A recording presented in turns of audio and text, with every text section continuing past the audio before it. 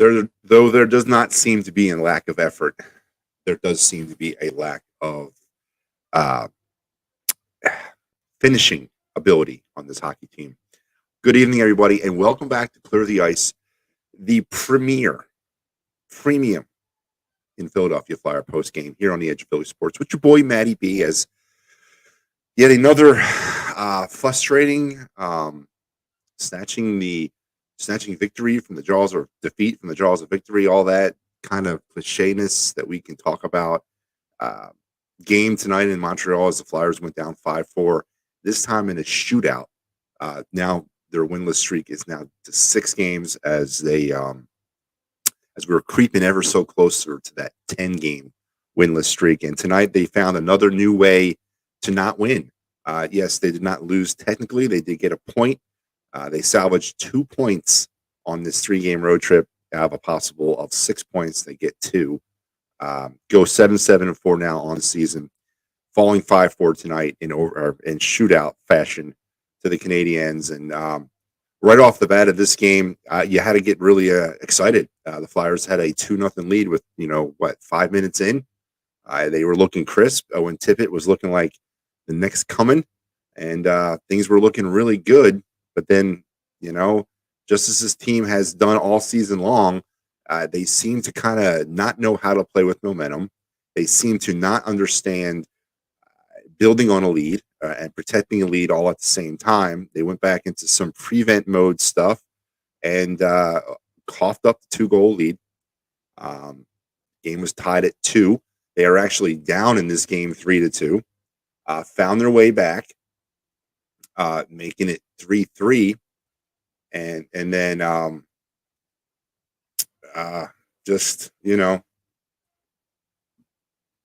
found their way back, making it.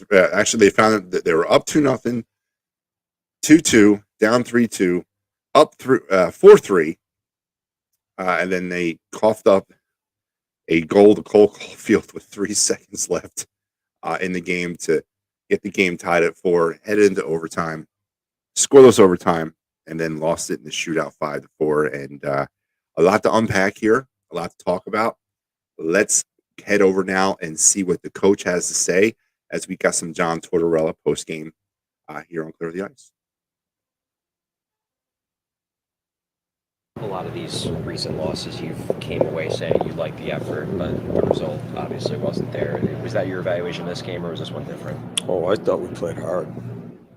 I thought we had a ton of good hockey. We just don't know how to manage a game. We have so much to learn in momentums. Total panic when we had the puck, trying to end the game. Certainly not through lack of try. Talked a lot about the difficulty of playing with a lead in this league. What more do they still have to learn in order to be able to? We have a lot to. Yeah, it's hard. I'm not gonna. I have a list of things that it's to be expected, and we're just gonna keep on teaching. We're gonna keep on trying to help them. I'm a little frustrated tonight for them. I'm not mad. I'm not. We don't get the result, but I'm not even looking at that right now. I'm trying to figure out who's who and who do we really want to keep here. Who do we don't think is going to be part of it in the big picture? Those are all the questions I'm trying to, in my head, try to answer. But I'm not leaving a building upset with a hockey club when they play that hard. I'm not going to leave the building upset. We've got to do a better job coaching as far as positioning and just teach them how to manage hockey games. Not to use this as an excuse, but particularly up front, you guys are lacking a lot of veteran contributors. Yep. Does that show itself late in games? You don't necessarily have guys with the experience of killing out games? Yeah. I think where we're still inexperienced is who's the guy that's going to settle things down on the bench? Who's going to make that big play? And that's leadership. That's lacking, and it's not lack of effort. We just as we forecast this team and we keep on building this team, those are things that we're going to have to try to figure out. And I'm excited about a lot of different things with players, but I'm also looking at some things that I just don't think are going to be a big part of this when we move forward, or at least they can't be if we're going to move forward. So those are some of the things in my mind that goes on in my mind. When you're talking details of every game, sticks and lanes and the right lane. And Sure, reading plays. sure. I mean, you watch the tying goal. Casey has a stick in the wrong position. Brownie has to stop that pass coming through the seam, and this is something we just went over today. No, they're trying. It's not being lazy or not listening. They're trying, but they're just not ready to do it right now. I got Casey out there, and a guy that's probably played, I don't know how many goddamn games he's played here, putting him in situations that I didn't even think about doing this year, but it is what it is. So he's learning on the job. Before the game, you talked about the importance of Morgan Frost's line to step up with connecting out. What do you think of their Oh, I job thought tonight? they played well. Yeah, I thought they played well. I think they 20 plus minutes, and they were the line that I was looking for all through the night. I can see more and more confidence growing in some of those young players, and I thought they played very well. Is one of those young players, Owen Tippett. It seems like his confidence Oh, is God, growing yeah. every game. Yeah, he's taking people on. He's trying to beat people one-on-one. Makes a great passing play to Frosty. I think in the first period. It is. Those are the things that it's short term and long term. I look at some of the long term, and there's some really good growth going that way. So, what does it do for our record right now? I mean, we're struggling to get the final result, but I'm not going to get bogged down in that. I still have to look at the big picture too. I guess following up on that, though, the big picture, obviously you're looking to develop these kids, you're looking to develop a team, but at what point does the repeated losing hinder that, because then they get demoralized? It's a great question, and that's something we have to manage. I think that's a big part of the coaching staff here is to how do we approach the team when we're going through this, and that's a very important part of our job. So, and I hope we do. All right, that was John Tortorella post game up there in Montreal, and yeah, you can hear the frustration in his voice. You can hear the fact that this is not because of a lack of trying. This is not because of a lack of heart or character. It's just a lack of knowledge and skill and experience. And when you had a team, again, this is just redundancy over and over again. I've been saying this for the last month now, and I'm sure I want to keep saying it. When you have a team that's constructed like this, when you have players that are not really, and I don't want to say this in a disrespectful way because every single one of them up there is busting their ass, but they're not really ready for this moment. These are the results you're going to have. You got guys with their sticks in the wrong spot. You got guys who are not making plays where they got to jump lanes, like he was saying with Cates there in that pass. It's redundancy, but it's what you got when you have this type of constructed team, and then you factor in the loss of Cam Atkinson, Sean Couturier. I can't believe I'm saying this again. JVR. You take out the veteran presence that we do have here, and you have completely a young, inexperienced AHL 2.0 type team. They're going to go out, and none of these games are going to be easy for this team. It's going to be a dogfight to get anything going. And when you have an opportunity like you did tonight, when they scored 4 goals, and a team that in the Flyers who's only been averaging about a goal and a half a game, and they net 4, you expect a better result. But it comes with experience, and it comes with leadership. Tortorella again mentioned that no leadership on this team. Nobody's stepping up. No one's taking the role on the bench, to kind of pilot the ship, so to speak. And I don't know if you can teach that. That comes through experience. And do we have players currently on the roster that have that experience? Yeah, Kevin Hayes. What are you doing? What's your role in this team right now? I don't know what Kevin Hayes does for this hockey team right now. He's not doing much on the ice. He's struggling in every aspect of it. And now you're talking that there's still no leadership. Well, if I'm Kevin Hayes and I've been in the league 7-8 years, maybe he's talking about me. I don't know, and I don't know to talk about Kevin Hayes specifically, but he mentioned the fact that there's still no leadership on this team, or no players that are stepping into that void or try to fill that void, and that's concerning because that's culture. and that's character, that's internal type stuff. And maybe the Flyers just don't have that guy right now. Maybe they don't. But the frustration is creeping into his voice. But I preference this again. This is going to be one of these. This season is going to be an exercise in redundancy about basically saying the same things every show that I do. It is what it is. I can't get too angry about the performance of this hockey team when I really truly believe that they're giving everything they got. They just don't have it. They don't have enough. And you can blame Chuck Fletcher for that. You can blame Ron Hextall for that. You can blame a lot of people for that.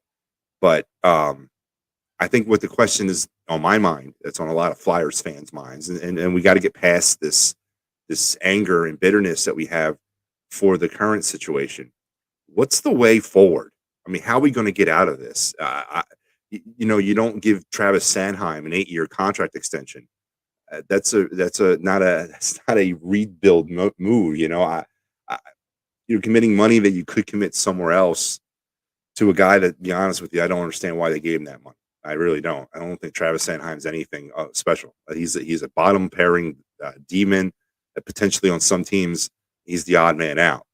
So, what is the way forward here for Chuck Fletcher and the Flyers, and what is the way forward for the rest of the season? Tortorella also mentioned when asked about how do you try to keep this thing together as these losses begin to pile up. Now the winless streak is now at 6. At what point, do you start concerning yourself that this team is going to start losing faith and losing perspective? And then that's when the losses really start coming. Then that's when you get avalanched in. Again, no disrespect for those in the Buffalo area that are digging out of 70 some inches of snow, but what do you do there? So great questions, but they seem to be the same questions every night asked of him, and it's the same response every night. We're trying. It's frustrating. They're learning, but they're just not there yet, and we just don't have enough talent right now. So 5-4 shootout loss. Let's hop inside the numbers, shall we, for tonight's game.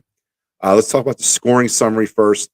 The Flyers, as I mentioned, got on the board quick, 39 seconds in. Travis Sanheim with his first goal of the year. I guess he finally christened in that new contract.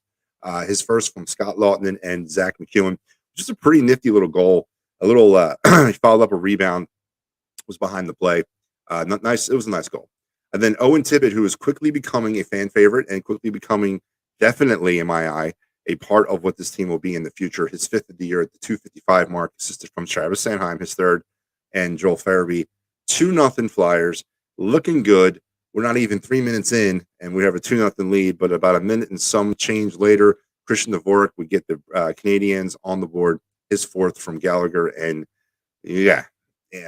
XHEKAJI to make it 2-1.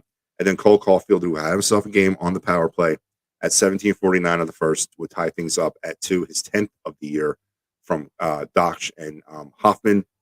And that's how we would enter the second or the first period intermission. Then in the second at the 11:55 mark, Mike Matheson, his first goal as a Canadian from Nick Suzuki and Cole Caulfield, 3-2 Canadians. And Owen Tippett, about 4 minutes later, would tie it up, his 6th unassisted off the face-off, man. I don't know if you guys saw this. I've never seen a goal like this before in my life. He took the draw and then shot it in from the left hash mark, from the left face-off dot, and beat the goalie, who was not expecting it. It's gorgeous. Called a hockey play. Heads up hockey play. My candidate right now for goal of the year. For those of you who didn't see it, I suggest you go back and look at it. A pretty nifty goal. That would tie things up at 3, and that's how we would enter the third period. And then the Flyers would go up 4-3 at the 8:17 mark. Kevin Hayes with his very silent, quiet 5th goal of the year from Sealer and McEwen.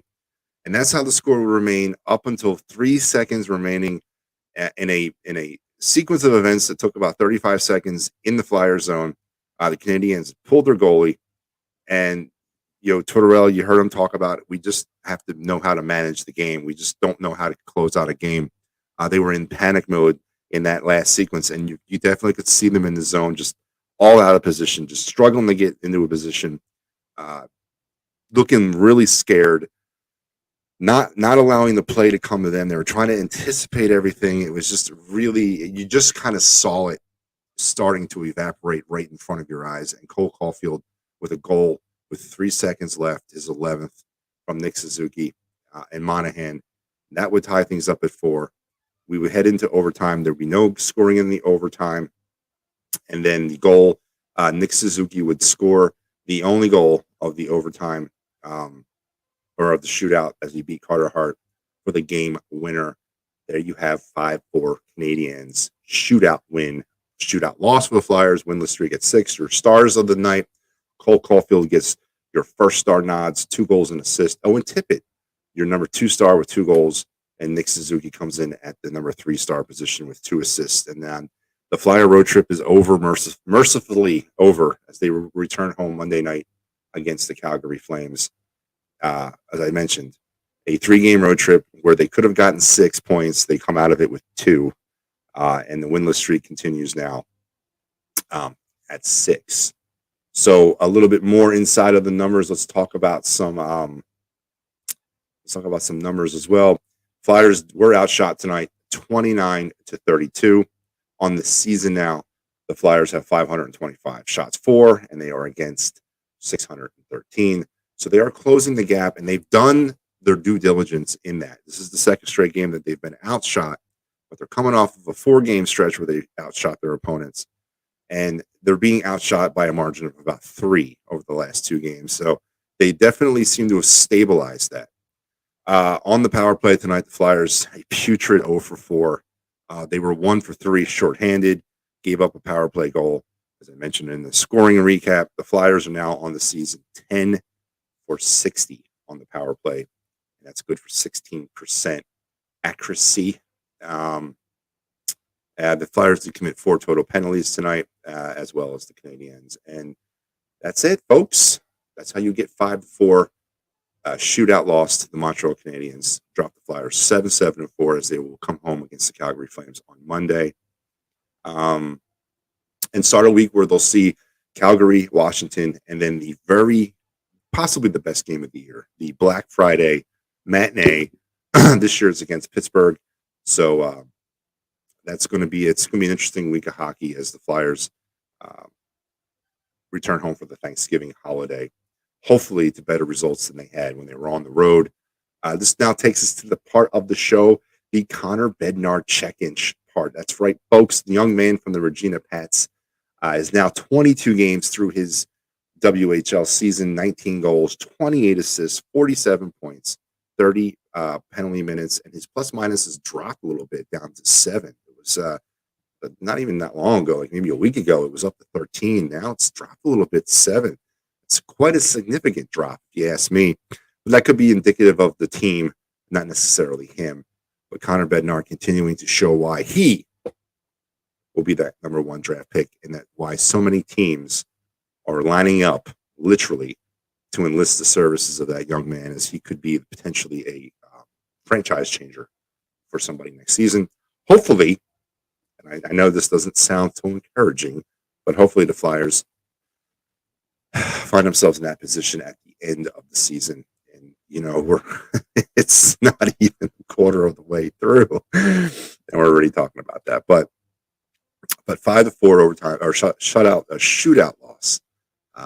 Just another typical game of the 2022-23 Flyers season. A game where they battled. A game where they didn't quit. A game where they were not going to go away. But in the end, they just don't have talent. They just don't have the experience to try to close games out and all that jazz as they fall tonight to the Canadiens, who were a lot like the Flyers in their development. They got a little bit better, younger talent, and maybe in the long scheme of things are a little bit further along than the Flyers are. But this was a pretty evenly matched game for the Flyers tonight, and it showed. It showed. It was a very entertaining game. Steven's checking in, man. Hey, what's up, man? All you can hope for is kids to grow from this, from being in these situations. Owen Tippett appears to be just about top 6 forward out. Not much less to say other than growing opportunities. Yeah, Steven, I echo your sentiments exactly. Tortorella echoes your sentiments exactly. You're putting players in positions that they really shouldn't be in, but this is what happens. Don't forget, one of our overarching things that's going to happen this year is we're going to find out who's part of the future of this team and who's not. So definitely Owen Tippett is making a strong case that he is part of that future. And there's a few players that I would not jettison, but there's a lot that I would, a lot that I don't think belong here anymore. And we'll get into those as the season wears on. And I expect at some point, realistically, players to be moved before the trade deadline. I expect Fletcher to make some moves with some of those older players. Ivan Provorov, if they can find someone that's going to take Kevin Hayes' contract on. Players like that, I do expect those players to be moved prior to the trade deadline, if teams require that. But more to talk about as we move forward through the season. But tonight, 5-4 shootout loss to the Canadiens. Flyers now 7-4 as they come back home Monday night against the Calgary Flames. And let's check in on what's haps on EOP. Al's going to get mad at me because I don't have the new lineup, but this is the old lineup. This is what we're dealing with right now. Today you had the Patterson Fanatics. You had Tough Cover, Clear the Ice with me, and then Sixers Timberwolves postgame, I believe, is either happening right now or just wrapped. Tomorrow you got some PM in the AM, the Devereaux Sports Boys at 9 a.m. And then don't forget your day. We have your Eagles coverage covered all day long. Pre-game, halftime, and post-game coverage of Eagles Colts, and then all across all the time. But Philly lacrosse and beyond. Again, we got it all here. We got it all. You know who else has got it all? That's our man, Dave Cherry. If you have any questions in regards to workman's compensation, motor vehicle accidents, personal injury, criminal law, Dave Cherry is the guy to give a call to. 610-565-0300. Tell him Matty B, EOP, Clear the Ice sent you, and he will take as good of care as he possibly can of you. Don't forget Philly Sports Trips. They are in Indianapolis right now. This is their latest trip. Their next one's coming up in early December or mid-December, against the Giants. I believe that might be sold out. I'm not sure. Again, go over there, check out their website. They got not only they got the Eagle stuff going on, they got so much Flyers, so much Sixers. The Philly stuff for next spring is already up there. And don't forget the home tailgates at the Gatehouse, a.k.a. the Navy Yard, before every Eagle home game. And if you find yourself in Delco and you're in need of a bar, there's only one place you need to go, and that's Dolan's Bar down there in Ridley Park. Head over there and tell PJ we sent you. And enjoy yourself because there's some good stuff going on in Dolan's. Folks, Ed is going to wrap me up tonight. 5-4 shootout loss.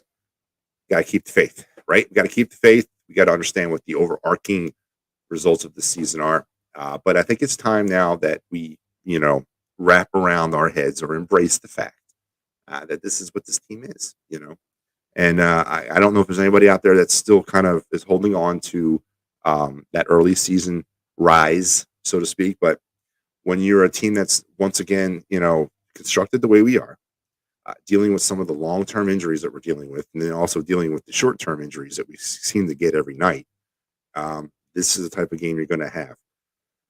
Keep the faith. Remember what we're trying to do here.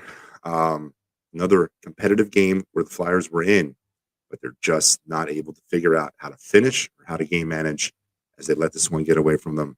Up by 2, went down by 1, tied it, went up by 1, lost the lead with 3 seconds left to go, and then end up losing it in the shootout tonight to the Canadiens, 5-4. So we talk again after the Monday night game against the Flames. I'm your boy, Matty B, and let's go Flyers.